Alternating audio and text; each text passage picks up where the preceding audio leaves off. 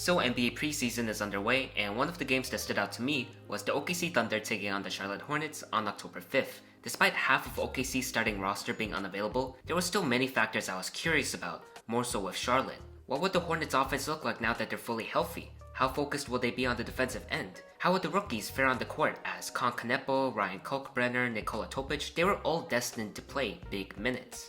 I'd say the majority of these questions were answered, but if I'm being honest, they didn't leave me with much satisfaction, especially with Charlotte. Not saying the Hornets were terrible, as there were flashes of quality play.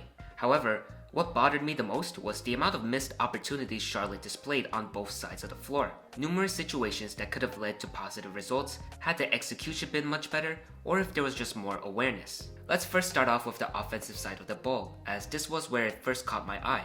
From the get-go, the Hornets made sure to put an emphasis on screen actions. Almost every play included a screen, whether it was from a big or a guard, and it was for the sole intention of moving guys around and finding mismatches. It's quite different from the standard pick and roll scheme, since most of the screens being executed were ghost screens, as the one setting the pick would immediately slip to get past his defender, so that once he retrieves the pass, he'll have a lot more room to work with. Some of these sets were pretty successful, as it created open looks and caused OKC to work on their rotations. However, not every one of these scenarios were carried out like they were supposed to, and this is where my biggest gripe comes in.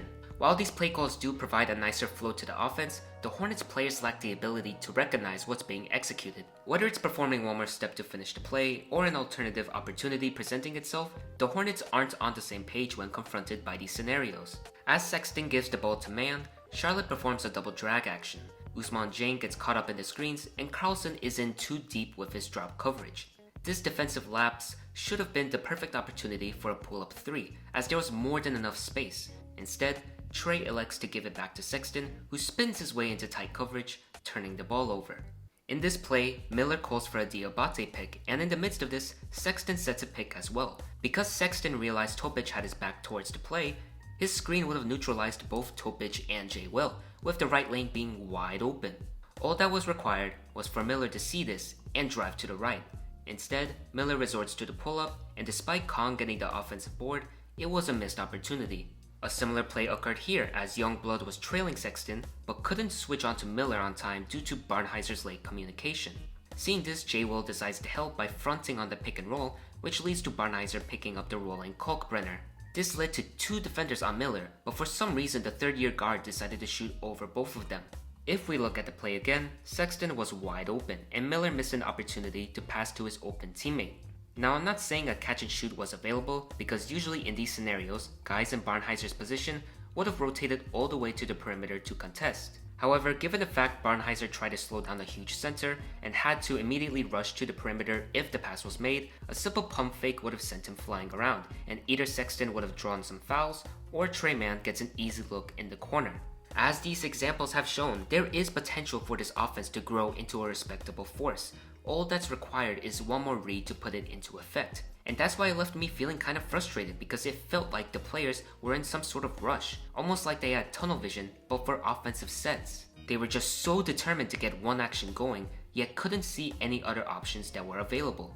I get that Charlotte tried to quicken the pace, but it sometimes worked against them because of OKC's timely contests and Charlotte's inability to switch to a second play design. I do want to clarify though that this is a Hornets team that has dealt with an incredible amount of injuries in the past, so it's not really surprising that everyone is struggling to fit in. Not to mention the fact that the Hornets offense is much improved in terms of creating looks this early is promising. Bridges has shown he can be a threat when performing ghost screens, Khan was the beneficiary of the constant movement as he had some open threes, and you can always count on LaMelo to whip out some crazy passes. So add the possibility of fixing the aforementioned flaws while gaining more reps, and you got yourself a potentially explosive offense. One final thing to note before we switch to the topics is the shot chart from the first half, and to me there is a little bit of concern. As you can see, Charlotte either wanted to let it fly from distance or force it inside, which is nice, but there's barely any mid-range variety. It's not like it's the worst thing in the world, as in theory, Charlotte has the personnel to make this mix of three-pointers and paint touches work. Diabate and Sexton are underrated drivers and slashers towards the rim, and the perimeter shot making of Bridges, Mann, and Knepel is something to look forward to.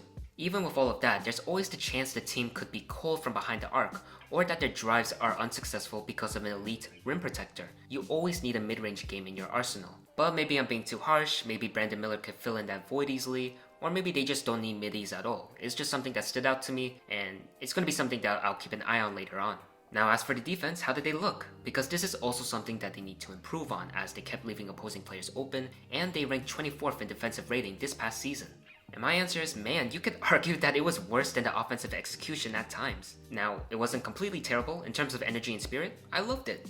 Guys were guarding up front and utilized their wingspan to force turnovers. Sometimes OKC had a tough time executing their pick and rolls because of Charlotte's hedging and stunting. Plus, there were a few times where OKC occasionally got bailed out by tough shot making from Ousmane Dieng and Aaron Wiggins because the defense applied nice pressure.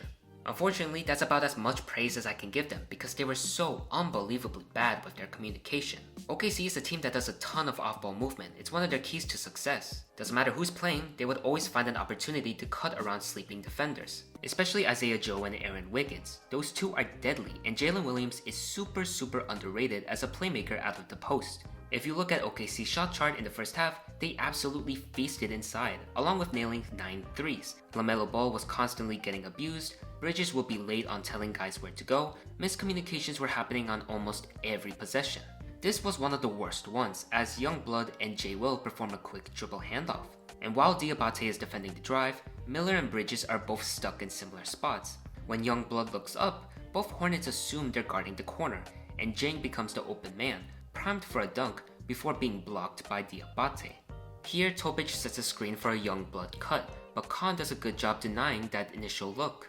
Barnhizer then passes to Topic, who gets a step ahead of the trailing LaMelo. Because LaMelo couldn't keep up with Topic, Diabate has to provide help, which leaves an open J. Will.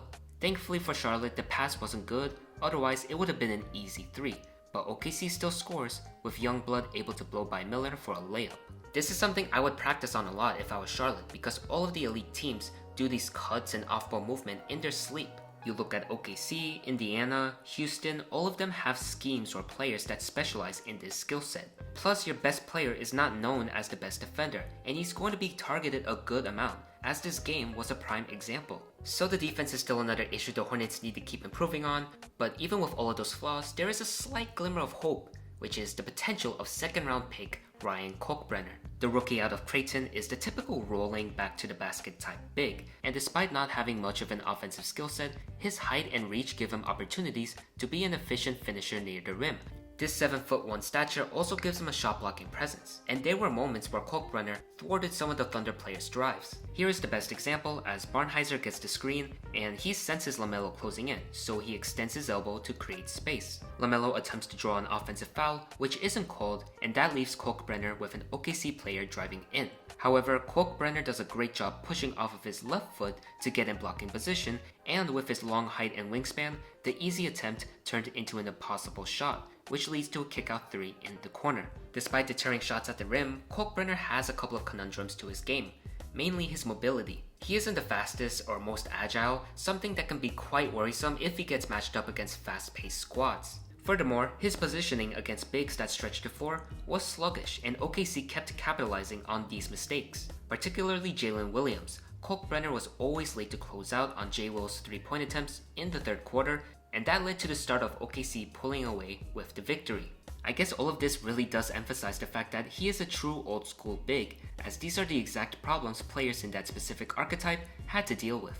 In spite of that, it's worth mentioning that no rookie is ever perfect out of the gate, and this was his first game against serious lineups. I can see the vision with Kalkbrenner heading forward though, and with more proper development, we could be looking at a rotational piece with a Luke Kornet type of ceiling, which is very crucial considering Charlotte's previous picks in Mark Williams and Nick Richards didn't pan out the way they hoped. One last thing before we end the video though was Nikola Topic's performance, and it was a tale of two sides. At least that's how I think the saying goes. On one hand, you could see the playmaking talent. A couple of his passes left me impressed. In addition, he is confident and not afraid to test his shooting despite missing an entire year of play.